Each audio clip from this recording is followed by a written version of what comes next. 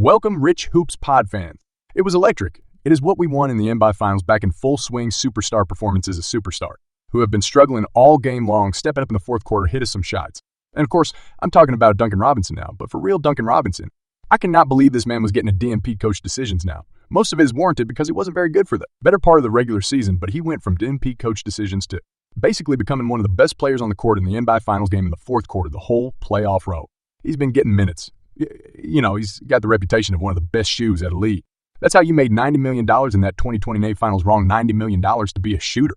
He's shooting, of course. He's a threat, of course. But, brother, he's putting it on the ground what I've ever seen before here.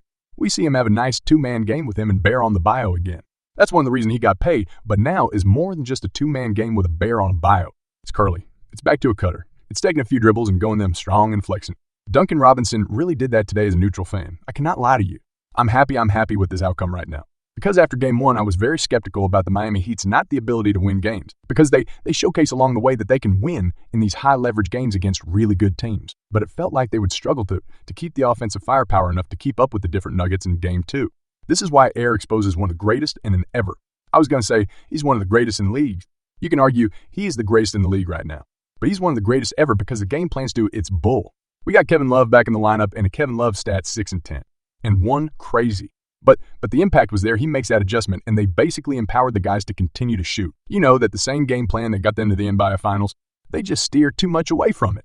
But I thought in that first quarter when they opened up on his crazy run, they were doing a lot of actions that were not against Nikola Jokic. See a lot of teams going into a series against a different, I'm just going to run Nikola Jokic at high pick and roll, put him in a mid-defensive action as possible in the first quarter. This game, they kind of let them on a bio kind of chill and was running two-man games with some of the guards. And that was very interesting, and it opened the game up with Max True set a couple threes right off rip. Gabe Vincent hit a couple threes right off rip, and I'm like, okay, if the mind he had to go to win his game, they got to shoot great from 3 points, which is something they've done for the majority's playoff series. But in the first half, I was very scared for the Heat because I thought they looked like the better team. If there was no scoreboard in this game and you were just going off vibes, he was going up with the eye test, was it, and looked like the mind. He were the better team in the first half, and he went into halftime. Lose it. And I was like, man, they played what seemed like a near-perfect half. I say near perfect is they had a couple of really bad turnovers and started off the second quarter, whatever near perfect half, and they stealed down the different Nuggets, look bad for the first half, and they're still up right now. They went on a stretch that were where Christian Brown came in and did great things. Bruce Brown came in and did great. Things like they had those moments, that big stretch where it was like 16-3 run. But for the most part, I felt like in the first half of mine, he looked like the better team. And yet they were losing, so I have a lot of hope come second half because if they look like the better team in the first half and they're losing, what better can they do? And then the third quarter came around, Nikola Jokic was giving Cody Zeller the absolute work. I think he had 6 same points in the third quarter long, was 18. But regardless, Nikola Jokic again, like the best player in the world for that stretch, and I cannot help but to think that the Cody Zeller minutes are going to be completely zero come next game because the runs that the Miami Heat can potentially go on with that bench. Or what had been successful for the first couple series where their bench unit came in and didn't feel like it was a bench unit. When Cody Zeller's out there gets Jokic, it was Cook's session. It was Bob if you take in ladies. I mean, it was as easy as it could be for the two-time MP. But the Miami Heat, and I guess Mark Jackson said this on the call-in game one, that if he was coaching, remember Mark Jackson, for what it is. I know he's a commentator now, really good coaching this time. He says ups and downs, of course, but I would say for the most part, really a coach. He said that if he was coaching against Nikola Jokic, he would make Nikola Jokic as be the offensive star and in terms of score. Take away every other aspect of the game for Nikola Jokic, make him drop 40, make him drop 50 and try to win. We're preventing Michael Porter Jr. prevention, Ball Murray, all these other news from contributor.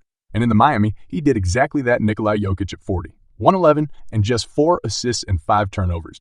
It's so stupid. I don't mean that as a bad game because they have 41 points. But the 4 assists, the 5 turnover ratio is something that the Nikola Jokic doesn't do. They completely gobbled up all the passing lanes, and that is one of the reasons, that is the main reason for this. Success at Nikola Jokic is a wizard with the ball. He finds people on the cuts. He finds the shoot, and she does all of this, and they can't really get rid of all of that. They say, Jokic give us buckets. He did. He did exactly that. But one man is not going with a basketball game as much as we say. We try to feel that way. You know what I'm saying with Bron doing what he did for a decade, or one man can't with a basketball game. Well, I'll take the back, one man came with a basketball game. One man can't win a series of basketball games, and Jokic is looking around for the most part of this game like, man, okay, I'm going to eat somebody else in the fourth quarter came around Duncan Robinson. One of his individual was a 10. Oh, again. I cannot his individual 10 or run in the different Nuggets trying to figure out what to do. Jokic is still doing this thing. Jamal Murray comes off the bench for like 8 minutes to go, and he helped them put together a run. I was like nowhere if the Miami Heat blowed his game wraps. This right series is over now. I know it's hard to say that, right? It's hard to say that because a series don't start a tour roll team wins a game. But if you go in the last couple minutes of a game and you blow a game in the Embiasa demoralized, and maybe I should be saying that because it's the same, he team a game of a game when it lay up to Derek White in a game 6 that came out in the game 7 to close it out. So maybe there's no such thing as a muscle win for them until it's literally a muscle win. But if they were blowing a game, I would have felt really good about diving. I guess I don't really feel that way because Eric Spoelstra did his thing, and the players stepped up the main changes in this one where they were aggressive when it came to drawing fouls. Jimmy Butler, again. The game and the team in general heads who free throws last game the lowest and it being final history, yada yada.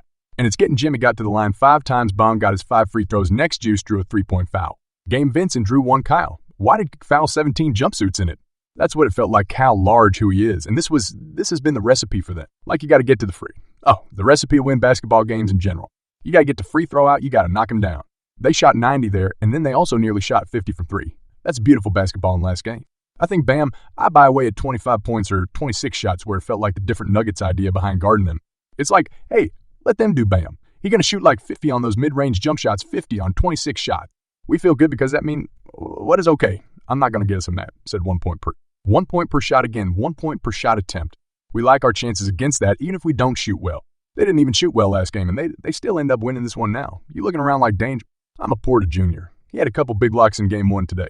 I felt like a few of he got too fast to a few of them were like actually different. I guess in general, you got fouling on jump shooting and a bunch of fast break fouls that didn't need to happen, where one of them was Gabe Vincent got a steal. Bruce Brown and Christian Brown trying to back a Christian Brown foul, just trying to contest the layup when in reality Gabe Vincent had that all together. They might have all slipped the screen and dunked the ball, and from the help side, you got Michael Porter Jr. who just tapped them on or not enough hard enough to prevent him from dunking the ball. He still dunked the ball. There was a lot of defensive miscues in this one, and that's unlike the different Nuggets, at least in the playoffs.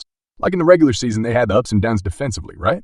I think to start off the first couple months of the season, they were like 21st in basketball, and I remember vividly, me and the guys were talking about on the pie like, can you win a championship as good as this team could potentially be if this is your defense now all together once the season got to the nitty-gritty and got to the end? They were a lot better than that if it's even within January, early February. They were struggling. They lost like whatever many in a row their defense came together, and in the playoffs, they had been really good defensively this game. They felt lost where there's a few times in this one, where there's miscuing cases on the screen or whatever, and I remember seeing Jamal Murray literally look at Key like to one of these like directional light, trying to figure out what the hell is happening because this is not the same stuff that was happening in the first couple series. I'm just happy we had a series at this point, man.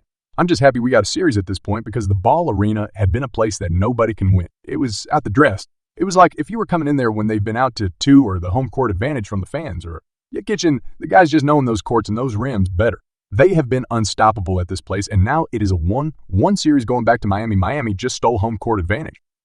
This is an 8 seed we're talking about.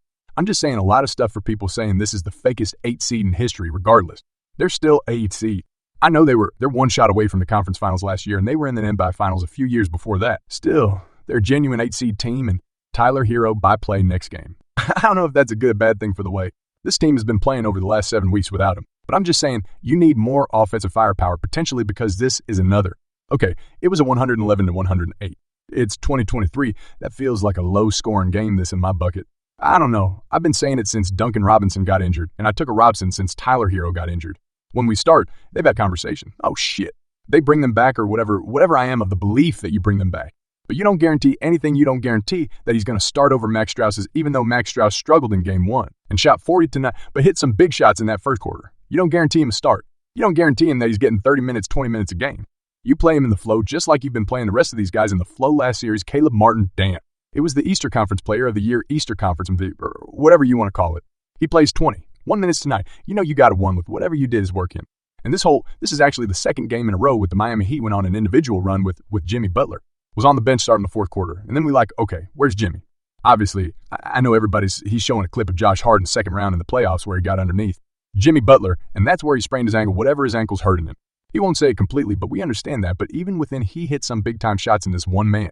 He hit some big-time shots, and I'm a firm believer that if you struggle for 3 quarters, but you hit some big shots out when you had to go game. Genuinely, that I'm a firm believer in that, and I feel like we got there from Jimmy Butler now. If he didn't hit those big shots and then they lost, and we like, oh, Jimmy, what are you doing? But that's just the way it works. You win a basketball game.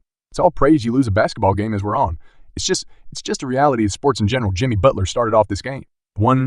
Jamal Murray and I thought he gave him some really good problems even on the last shot of the game. I thought Jimmy Butler was reaching in and draw like that. Intentionally foul because they're up by 3. The different nuggets are in the bonus. I mean, if you want to play the numbers game, you play the free throws, your 90 free throw shooting team right now. Play the free throw game. He reached in and get the call and then play straight up defense and forced a miss. And I thought that was the case for the majority. His game when they were matched up against each other, so that the Miami Heat might have found something defensively by allowing Yokes to do Yokes and not allowing to pass. I don't know, again, the way these series goals and these games goals. It's like how Air Sposter came into game 2 guns blazing with some new strategies. I'm assuming Michael Malone did the same thing because these are 2 of the better codes in the basketball. So only time will tell, man.